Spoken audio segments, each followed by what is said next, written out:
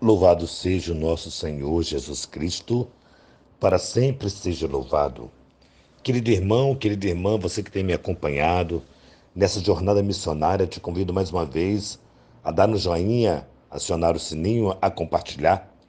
Fazendo sempre isso, o YouTube reconhece a relevância dessa nobre missão. O Senhor esteja convosco, Ele está no meio de nós. Proclamação do Evangelho de Jesus Cristo, segundo São Lucas. Glória a vós, Senhor. Havia também uma profetisa chamada Ana, filha de Fanuel, da tribo de Assé. Era de idade muito avançada. Quando jovem, tinha sido casada e vivera 7 anos com o marido. Depois ficara viúva e agora já estava com 84 anos. Não saía do templo dia e noite, servindo a Deus com jejuns e orações. Ana chegou neste momento e pôs-se a louvar a Deus e a falar do menino, todos os que esperavam a libertação de Jerusalém. Depois de cumprirem tudo conforme a lei do Senhor, voltaram a Galiléia para Nazaré, sua cidade. O menino crescia e tornava-se forte, cheio de sabedoria e graça de Deus, e a graça de Deus estava com ele. Palavra da salvação. Glória a vós, Senhor.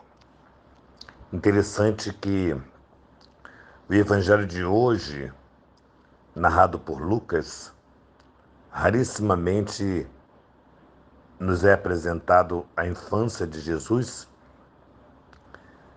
e Lucas termina, interessante, dizendo que o menino crescia em graça e sabedoria diante de Deus. É um ponto muito, muito interessante e muito importante porque mostra o cuidado da família de Nazaré com o menino. Mas o que é mais importante aqui ressaltar é exatamente a experiência de Ana,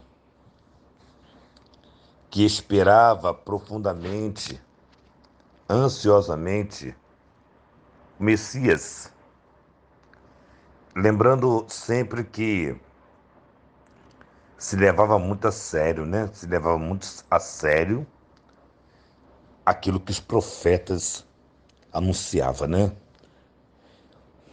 A família de Deus, eu quero chamar assim, a família de Deus levava a sério, profundamente, as orientações dos profetas. E Ana não era diferente, como o texto diz, ela ficara viúva e dia e noite estava no templo, né? Entre os afazeres da vida, das coisas da vida, ela estava no templo, ela ia no templo. Não se tinha um dia que ela não ia no templo para esperar. Interessante, né? Esperar a vinda do Salvador, que ela chamava o libertador, né? O libertador. É claro que essa palavra tem conotação, às vezes parece uma coisa mais política, né? Mas a libertação, naquele tempo e talvez hoje, e talvez com certeza hoje, é a libertação de tudo aquilo que aprisiona um homem em si mesmo. Porque Jesus vai libertar e nós seremos felizes. E nós sabemos que, de fato, quando as pessoas são presas em si mesma, ou seja, os seus valores próprios, onde não há, na prática, os valores da, da fé, os valores do nosso Senhor Jesus Cristo, Este precisa ser libertado. Nós precisamos de libertação, sim. Jesus, o libertador, vai nos libertar das correntes que nos aprisionam em nós mesmos. Sair de si para ir ao encontro do outro. O Papa Francisco sempre tem dito desse ir ao encontro, né? Ao encontro do outro. São várias tentativas que o Papa tem feito para olharmos o outro e não olharmos a miséria do outro, não nos permitirmos nos aprisionarmos na miséria do outro. Existem situações na vida das pessoas e esses dias eu estive com um grupo de pessoas e lá eu observei que situações de anos atrás, muitos anos atrás, ainda prendia uma pessoa numa história do passado. Aqui está o ponto muito difícil quando nós, pela experiência ruim que tivemos, e todos nós tivemos experiências ruins na vida, no decorrer da nossa vida, no decorrer da nossa história, nós tivemos, porém nós precisamos pedir a graça de Deus para nos libertar. Aqui é o ponto importante para a nossa vivência cristã. Aqui é o ponto mais importante para a nossa vida, porque no decorrer da história da vida muitas coisas aconteceram, coisas ruins, coisas boas, porém eu não posso ficar me prendendo naquilo que lá no passado me feriu. Já não pode me ferir mais. Quando Jesus nos liberta de nós mesmos, Ele nos liberta de todos os pontos que nos escraviza. E é importante entendermos essa dinâmica da palavra de Deus para nós hoje. Essa espera de Ana, que vai no templo adorar a Deus, glorificar o nome de Deus, é muito importante perceber.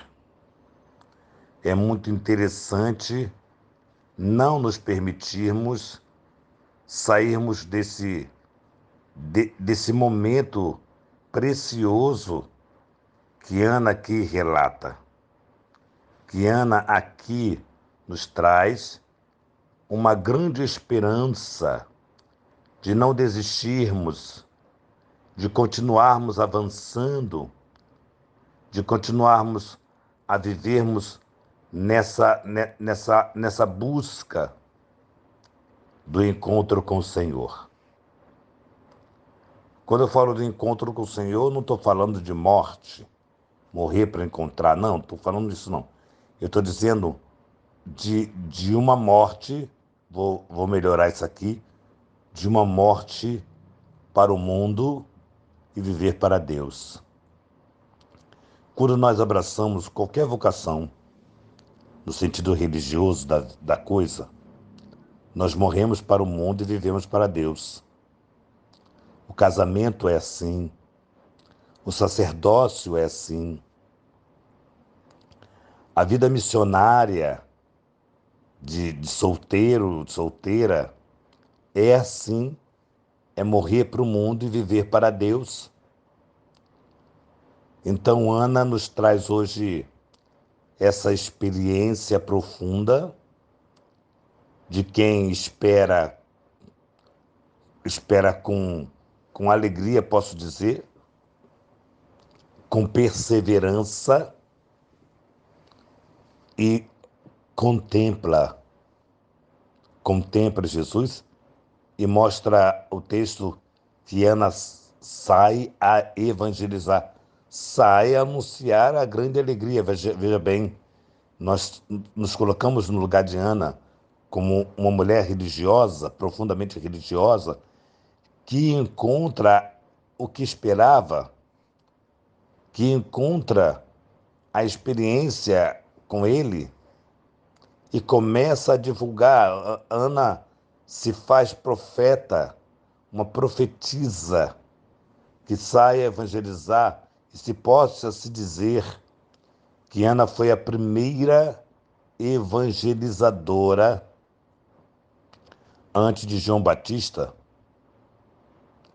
foi a primeira a percorrer, a falar do nosso Senhor e dizer que ele já chegou, ele já está aí, ele já chegou.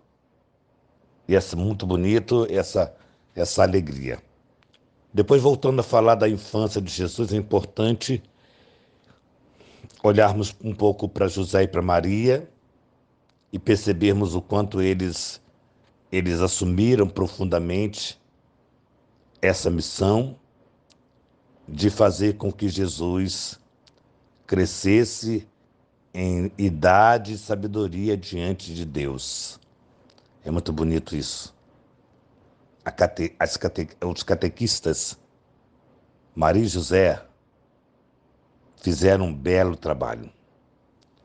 Então, que hoje nós possamos nos alegrar profundamente com esse texto do Evangelho de hoje e termos esperança de que Jesus venha ao nosso encontro para nos libertar de tantas situações que ainda hoje possam estar nos aprisionando, possam estar nos machucando, possam estar nos desfigurando.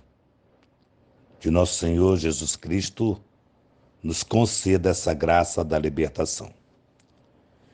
Que nossa patrona Santa Faustina nos enriqueça com o diário, que São José, esposo da Santíssima Virgem, nos dê a sabedoria de contemplar o seu Filho Jesus, que a Virgem Maria, Rainha do Clero, nos conceda a graça da casa para cuidarmos de sacerdotes. Que a Virgem Maria, Rainha do Clero, interceda pelo Instituto Rainha do Clero. Em nome do Pai, do Filho e do Espírito Santo. Amém.